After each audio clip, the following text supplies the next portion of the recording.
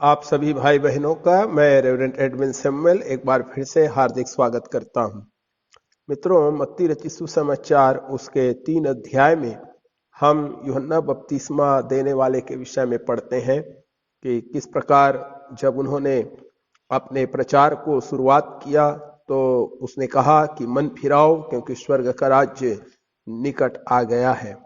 और अगर हम 3 अध्याय और उसके 11 पद में पढ़ते हैं तो वहां पर लिखा हुआ है, यूहन्ना कहता है कि मैं तो पानी से तुम्हें मन फिराव का बपतिस्मा देता हूं, परंतु जो मेरे बाद आने वाला है वह मुझसे शक्तिशाली है, मैं उसकी जूती उठाने के योग्य नहीं। वह तुम्हें पवित्र आत्मा और आग से बपतिस्मा देगा। तो यहाँ पर मेरे प्रियो, यूहन्ना बपतिस्मा देने वाला लोगों से कह रहा है कि जो आने वाला है वह मुझसे शक्तिमान है और वह तुम्हें पवित्र आत्मा और आग से बपतिस्मा देगा। तो यही पवित्र आत्मा और आग से बपतिस्मे के विषय में हम देखेंगे कि ये पवित्र आत्मा क्या है, पवित्र आत्मा की सामर्थ क्या है। यहूदी लोग मेरे प्रियो अपने सारे इतिहास में उस युग की प्रतीक्षा कर रहे थे जब आत्मा आएगा। यहजकेल नबी ने इसके विषय में भी भविष्यवाणी की थी।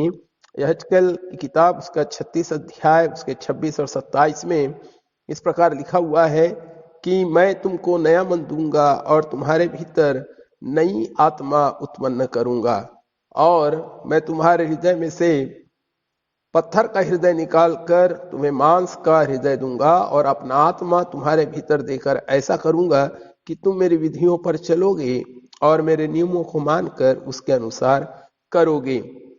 यहजकेल 37 अध्याय और उसके 14 वचन में लिखा है, और मैं तुम में अपना आत्मा समवाऊंगा और तुम जियोगे।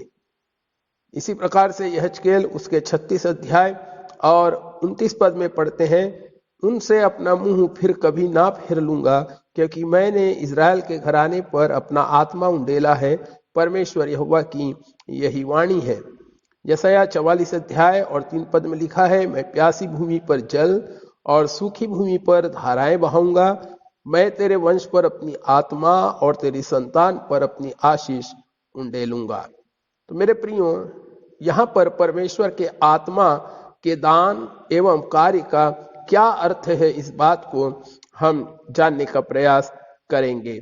मेरे प्रियो, पवित्र आत्मा के संबंध में हमें इस बात को जानना बहुत ही जरूरी है कि जब यूहन्ना ऐसा कह रहा है तो आत्मा के संबंध में यहूदी जो सिद्धांत की दृष्टि से वह संदेश दे रहा था, क्योंकि यूहन्ना बपतिस्मा देने वाला स्वयं यहूदी था। तो मैं कुछ तथ्यों को आपके सामने रखना चाहता हूं। पहली बात है, इब्रानी भाषा में आत्मा के लिए रुआख शब्द है।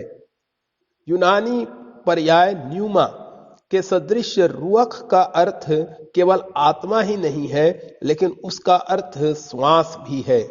श्वास जो है वो जीवन है, इसलिए आत्मा की प्रतिज्ञा जीवन की प्रतिज्ञा है। परमेश्वर का आत्मा मनुष्य में परमेश्वर का जीवन को संचारित करता है, उसे शोषित करता है। जब परमेश्वर का आत्मा मनुष्य में प्रवेश करता है तब जीवन में थकान, चमकहीन, पराजय की भावना जाती रहती है, निराशा जाती रहती है और हमारे जीवन में एक नव जीवन की लहर दौड़ जाती है। तो जिस प्रकार श्वास के द्वारा हम जीवित रहते हैं, उसी प्रकार परमेश्वर का आत्मा है।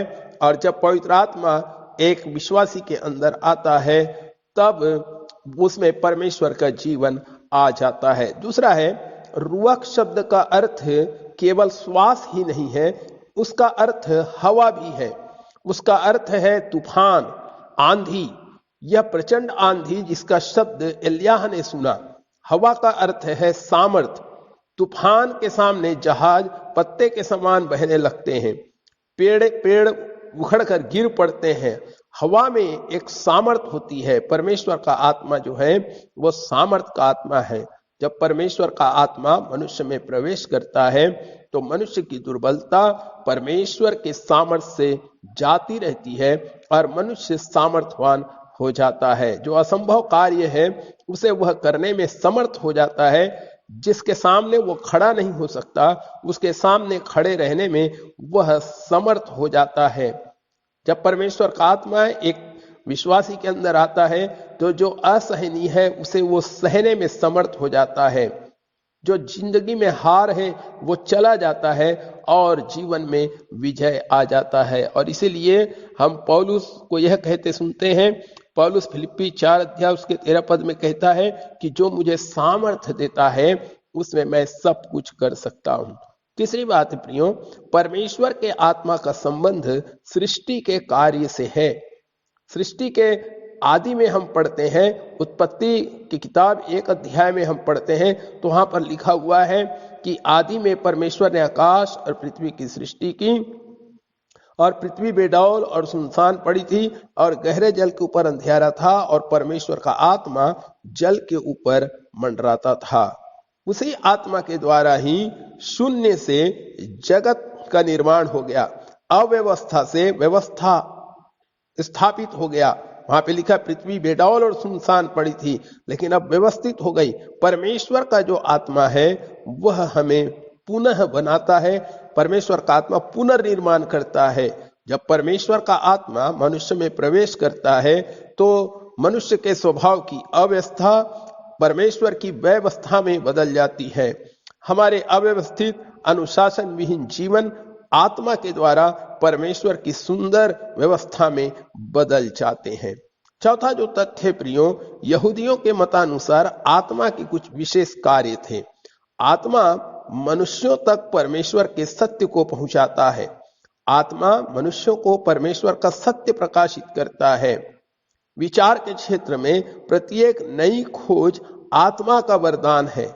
आत्मा मनुष्यों में प्रवेश करता है और मानवीय अनुमानों को ईश्वरीय निश्चितताओं में बदल देता है, मानवीय अज्ञान को ईश्वरीय ज्ञान में बदल देता है। ये यहूदी लोगों की मान्यता थी। पांचवी और अंतिम बात है, आत्मा मनुष्य को सक्षम बनाता है कि जब वे परमेश्वर के सत्य को देखें तो उस सत्य को स्वीकार करें या उस सत्य पर विश्वास करें। जब आत्मा हमारे हृदय में प्रवेश करता है तो हमारी आंखें खुल जाती है और जिन अनुमानों के कारण या पूर्वाग्रहों के कारण हमारी आंखें बंद रहती है, वे सारे अनुमान, वे सारे पूर्वाग्रह जो है हमारे जीवन से दूर हो जाते हैं। हमारी अपनी इच्छा से हम पहले अंधे थे, परंतु अब अपनी इच्छा का पर्दा हमारे अंदर से हट जाता है।